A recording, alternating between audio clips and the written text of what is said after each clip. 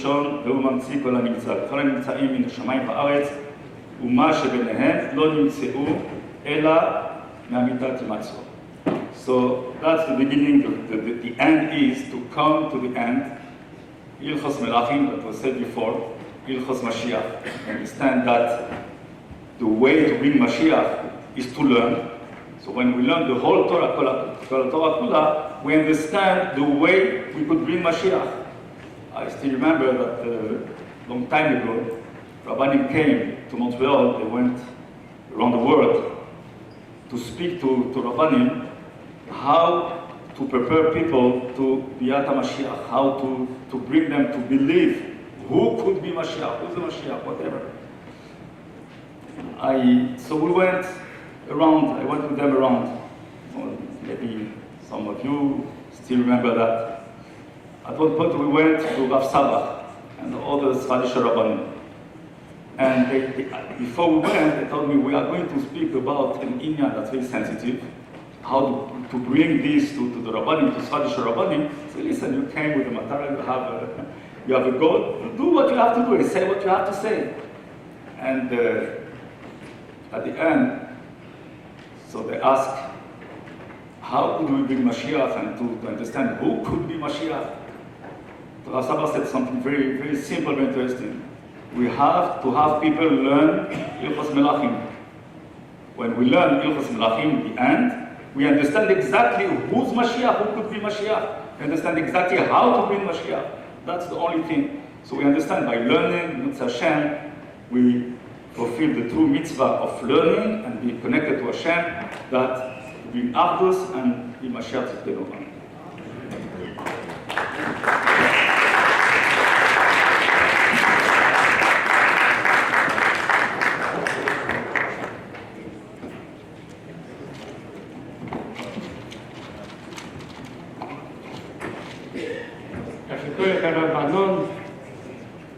Before we call up our keynote speaker, I just want to make a few announcements. First of all, following the keynote speaker, there's going to be a big Farbrengen here in the Sherman Baker, right in the next room in the auditorium. Everything is ready. You just have to sit down and Farbrengen. I also want to thank everybody who participated and helped us out in making this a reality. There's Kirabim, Heimiev, Shalafortom, and there's a number of people who don't want to be mentioned. I'm not sure who they are. Some do, some don't, so I'm not going to mention any names, but I do want to thank everybody who helped us out financially to make this happen. We have with us a big schools to have the Shliach of the Rebbe in Buffalo. He had the schools to be from the Talmidim Ashtuchim to Australia, the second Kvutze. He's director of the Jewish Discovery Center, Al-Mechaber Sforim, Rambam, and other Sforim as well. And there's also, if you want to learn Rambam in depth, they have on COL a broadcast where you can learn a part of Rambam more b'iyun. It's my great honor and privilege to call upon Rav Hershel Greenberg of Buffalo to address us with the keynote address. Rav Greenberg.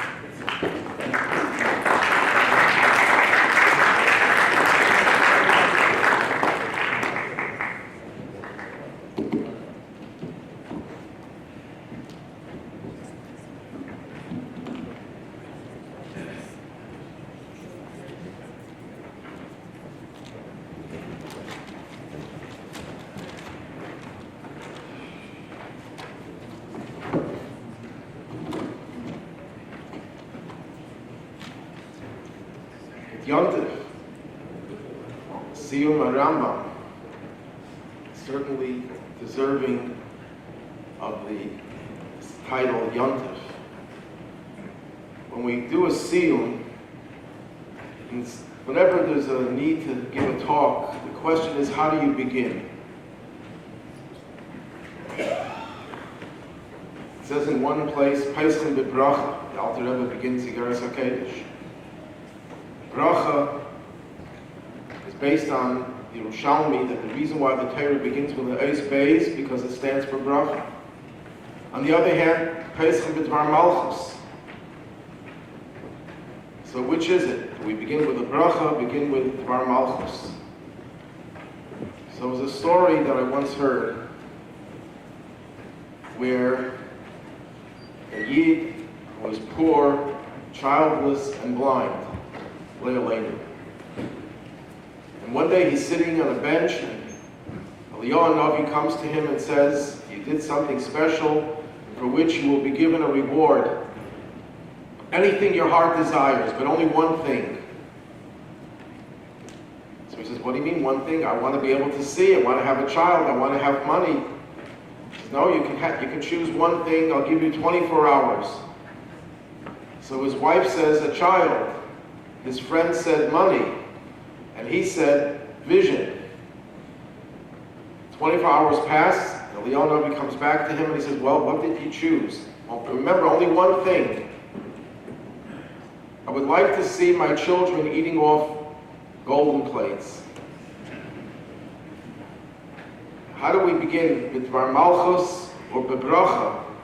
The answer was already given. The סיום Harambam is the biggest bracha for Dvar Malchus, Hilchas Malachim for Melech HaMashiach.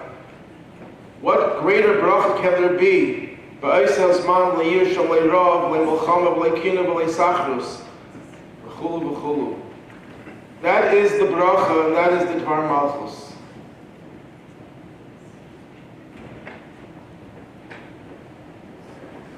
This is really a Fabrengen.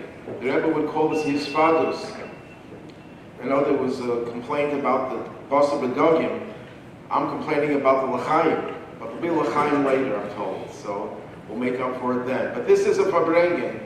How do we bring about the Zman, Be'aise HaZman, there will be no Kina V'Sachrus, through a Fabrengen? What is a Fabrengen? A Fabrengen is where Yidden get together and one Yid makes the other Yid feel comfortable. Famous part of the Alter Rebbe when Chassidim were Fabrengen, and this Yid asked them for a bracha, and they said, "Who are we to give a bracha?" And the Alter Rebbe stood up and he declared that a note came down from heaven that says that what a Malach Michal could accomplish, what a Chassidish Fabrengen could accomplish, Malach Michal can't accomplish. What's the difference between Malach Michal and a Chassidish Fabrengen? So the Alter Rebbe in Torah says Malach Michal, it says in the Gemara Brachas, flies in one flight, he reaches the earth. But a neshama is bli gvul, doesn't even need one flight. Tzemach Tzedek in Ur Torah says that Malach Michal is Rav Chesed, like a Kayin, who gives the Birchas Kayinim, ad Meheira Yonis Devarei. But in neshama, when neshamas get together at a Fabrengen, it's not ad Meheira Yonis Devarei, it's taken from Yad Mamish. Lashon HaRebbe. The Rebbe would always tell us, Machda Eretz Yisrael. How do we make Eretz Yisrael? Through Torah and mitzvahs. How do we make Yerushalayim? Machda Yerushalayim. Yerushalayim, it says in Pirkei Avos, is a city where no one ever felt uncomfortable because it was too crowded.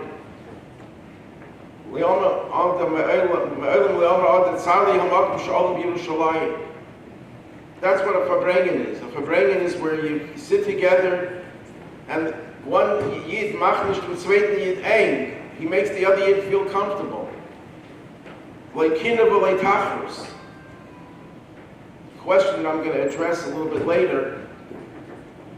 It seems, and Rabbi Bell already alluded to it, the sikha that he said from the Rebbe.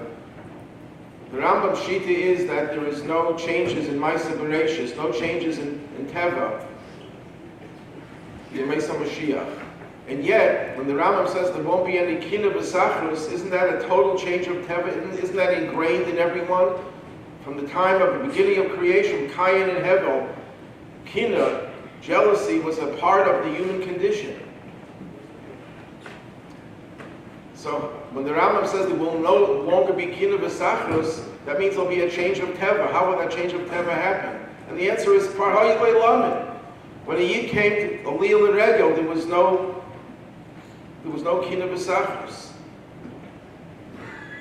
When a Yid sits at a Fabrengen, the whole institution of a Fabrengen, and the Rebbe, when he spoke about the learning of Rambam, that's one thing, the learning of the Rambam, but the Rebbe also spoke about the Hisfados in the סיום Harambam. And the Rebbe pushed it tremendously, how important it is. Because if you want to bring about the סיום הרמב"ם, you want to bring about Ba'isa Azman La'ir Shem Lekina B'Sachrus, it happens through a Farbrengen. Everything is hinted in the Torah. In the Hagdama, Rabbi Banan mentioned the Hagdama before. In the Hagdama of the Rambam, when he talks about the Talmud Bavli, he refers to it, where did it happen? B'Shinar. And it always bothered me, why does the Rambam, and not only in the Hagdama, but in many places, the Rambam uses the word Shinar instead of Bavel. Why was he so fixated on the name Shinar? If you look in the Midrashim, Shinar doesn't have such positive connotations. So why was the Rambam so insistent in using the word Shinar? When I thought a little bit more about it, I realized Shinar is the exact concept of the Rambam, but the Le'umazeh of the Rambam. What happened in Shinar? By the way, Shinar, and I'm going to go a little bit into Gematria, and I know some Chassidim will say Gematria is not our derech, but the Rebbe doesn't agree with that. And in the Sikh of Beis Nissen, Tavshin Mem Ches, the famous Sikh of Yechi Melech, where the Rebbe uses the name, the Gematria of Chaim, in Ha'ara, the Rebbe says something very, very interesting about the derech of Remez. If I could find it here. And it's Ha'ara 26. It's also significant. L'hayir she'inyan ha'gematria mispar shayach l'keil afilu l'pasha shebipshutim v'katan shebiktanim. So the Rebbe is telling us that we sometimes have to use remazim because it reaches us, it touches us, and even you don't have to be sophisticated to be influenced by a remez. So the word Shinar in Gematria is 620. And what's 620? Keser. What is halacha? How does halacha described in the Gemara? Gemara Megillah? Haga. It's a crown. Keser. Al Rebbe in Geras HaKodesh has a whole arichas about it. Halacha specifically is Keser. Now what happened in Shinar? They wanted to build an Ir u'migdal. What's an Ir? An Ir is made up of batim, of houses. Houses are made up of bricks. In Sefer Yetzirah we know that a house, if you take a letter, two letters form a house. You have three letters, you have more houses. You can have more combinations. If you take many houses together, you get a city. So an Ir is another way of saying Sefer. A Sefer is a Ir. So the Rambam wrote the Sefer just like the people of the Migdal wanted to build an Ir. And what kind of people were these people? They spoke Safa Achas Udvarim Achadim. Safa Achas, what language did they speak? Lashon HaKodesh. Only Sefer the Rambam wrote in Lashon HaKodesh was Mishnah Torah, Yad HaChazaka. All the others for he wrote in Judeo-Arabic. He also wrote a Pirush on Gemara, on Shas. Most people are not aware of it, but that's also Aramaic. It's not Lashon HaKodesh. The only Sefer who wrote Lashon HaKodesh was the Mishnah Torah. Safa Achas. Another thing, Dvarim Achadim. What is Dvarim Achadim? Unified words. The Rambam doesn't bring any Chalukadeis. He doesn't bring any Machlekes. He doesn't bring any different views. It's Dvarim Achadim. And then it's Iru Migdal. In his city, in his Sefer, he talks about the Migdal. What is the Migdal? Chazal tell us the Migdal is the Beis HaMikdash. Another thing, if you take the word Umigdal and you add it up, the Gematria of a Migdal, and this I think is an incredible thing, is 83. So what's 83? So familiar with the Rebbe's Sichos, the Rebbe says 83 is very, very significant. Because there are 83, the Rambam himself tells us the Mispar, there are 83 sections, 83 halachas of the Rambam. And the Rebbe explains that what is the significance of 83? The Gemara says that the word machala, illness, is numerically 83. What's the cure from the machla? Halechem and hamelach. Lechem is nigla, hamelach is pnimius. The Rambam has both. So how do you get the refuah? The Rambam is the reifeh. And how do you get the refuah? You get it through learning Rambam. So it's the word umigdal connected to the word ir umigdal. Umigdal is 83. But we're not finished.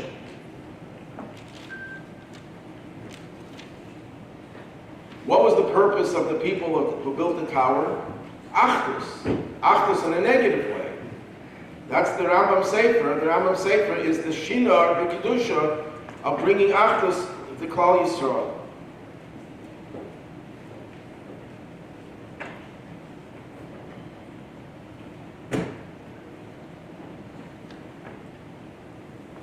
One other point.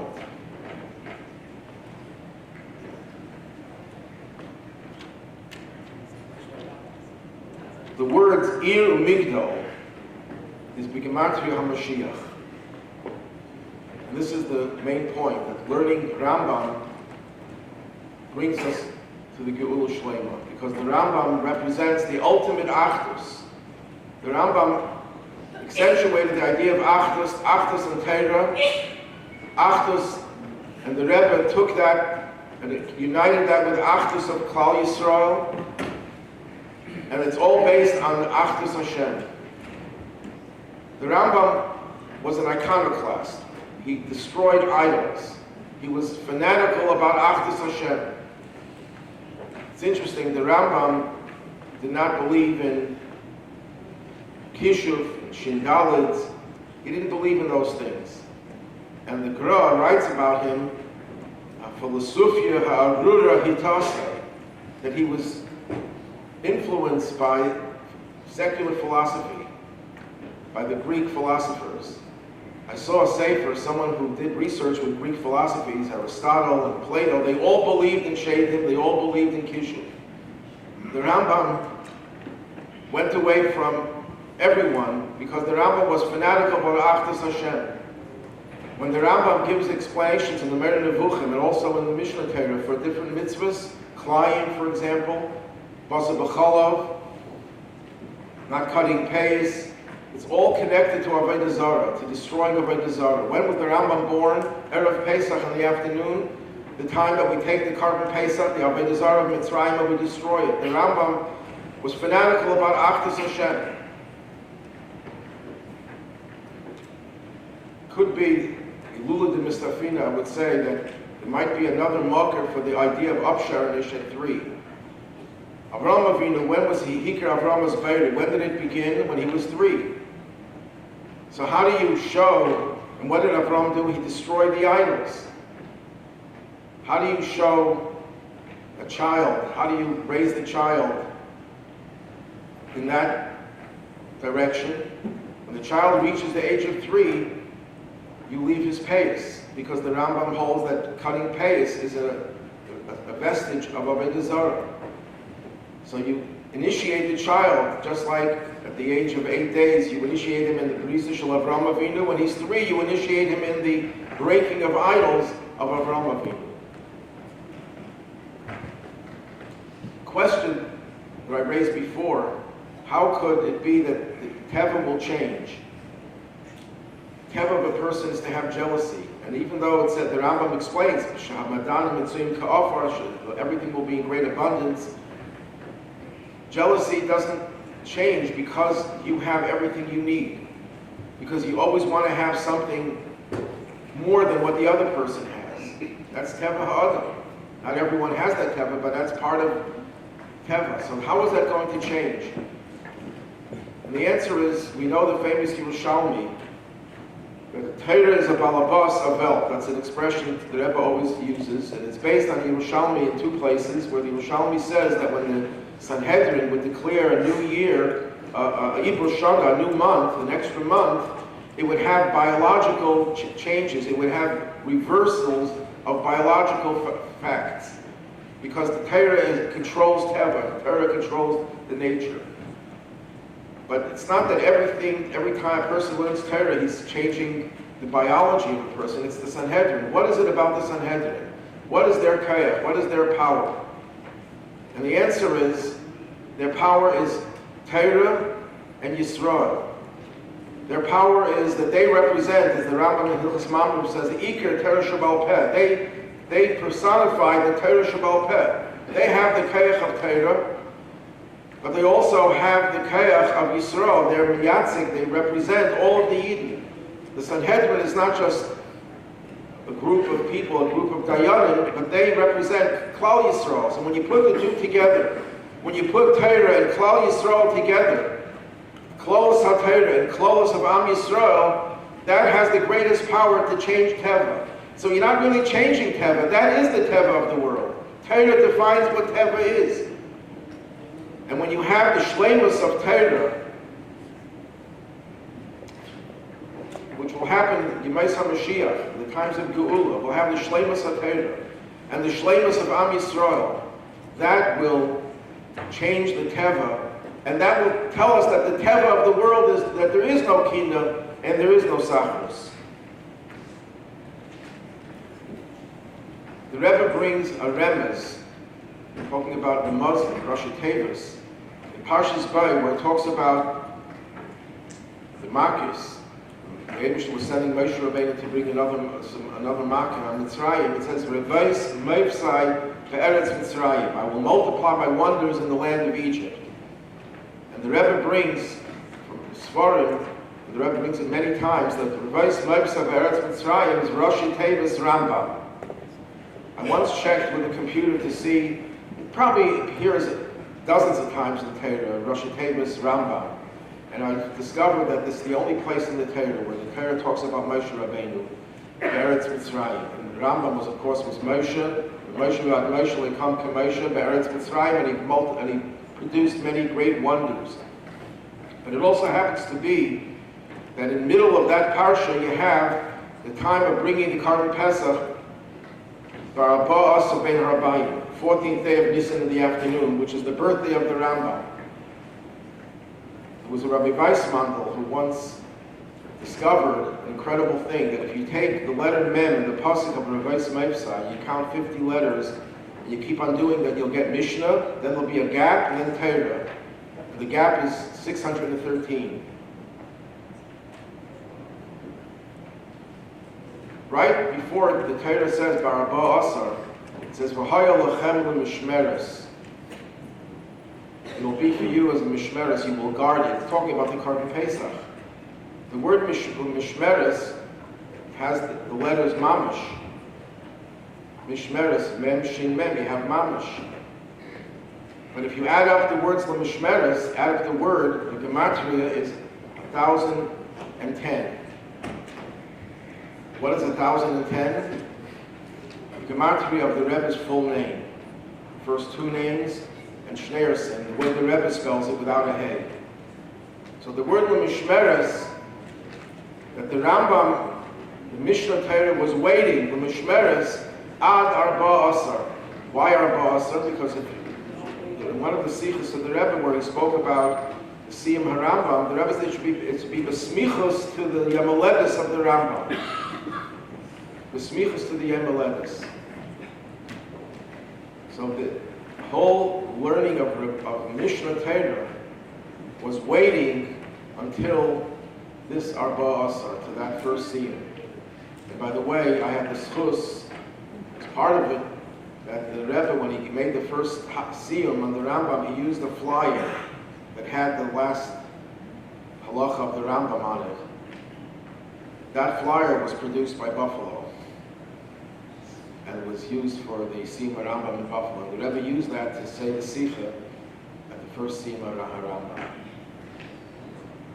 So the Rambam was hinted in the Torah, the Rebbe is hinted, but the main point is the focus on Achdus. But the interesting thing is that the Mishnah Torah is also called Yad HaChazaka. The last pasuk in the Torah the Rebbe brings is what Moshe Rabbeinu did, Yad HaChazaka Le'enei Kol Yisrael. Because Yad HaChazaka, the Rambam, is the sefer that is Le'enei Kol Yisrael. It unites all the Jewish people. Everyone has a share in the Yad HaChazaka. It's Katan Kagadol. It was written for everyone, young and old.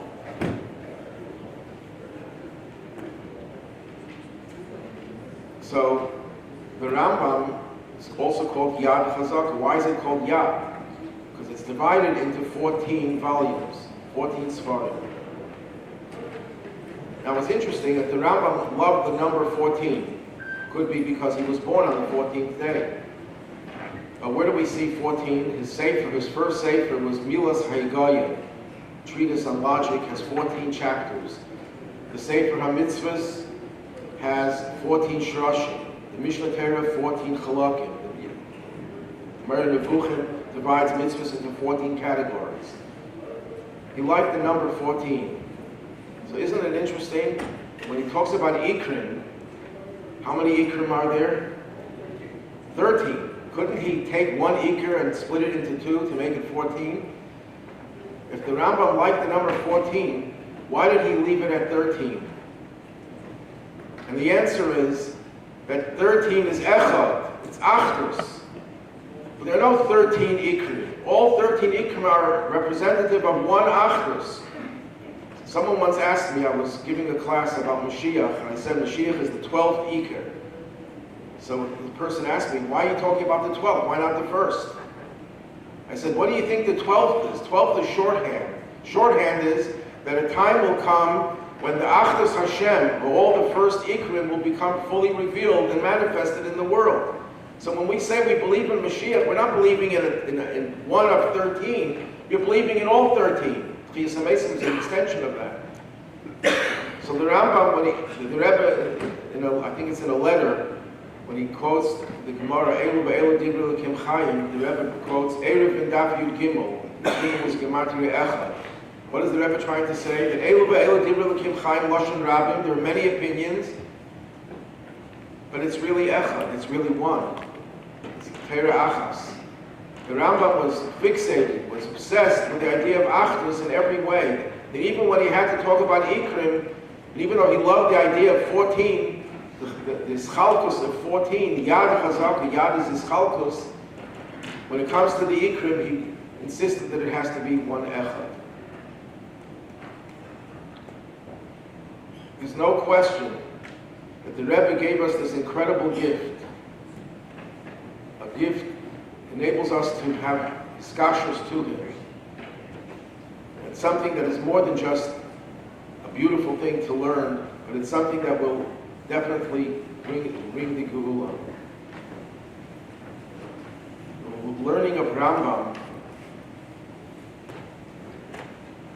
is one of the most powerful expressions of Achdus. But when you combine the Achdus of Torah with the Achdus of Bnei Yisrael, with Achdus Hashem, it's not a Segula that will bring about something positive. That is the power of Geula. It's not just a Segula for Geula, it is the very power and essence of Geula. The Eibusha should help that we should all go with not at Meheira Yodas Devarim, but take it from Yad Mamish, Mimekabel Pnei Mashiach Tzidkenu, Malkeinu Bereshenu.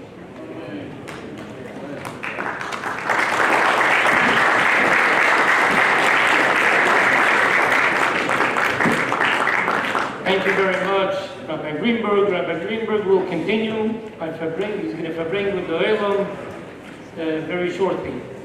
I want to invite everybody for next year's Sim Rambam. Is going to be in Mitzvah in Yerushalayim, 2 Bishvat. Mark it on your calendar. The exact location to be announced. Thank you very much. We should be zoche to see the Rebbe, Dol Mato, Hui Koleinu.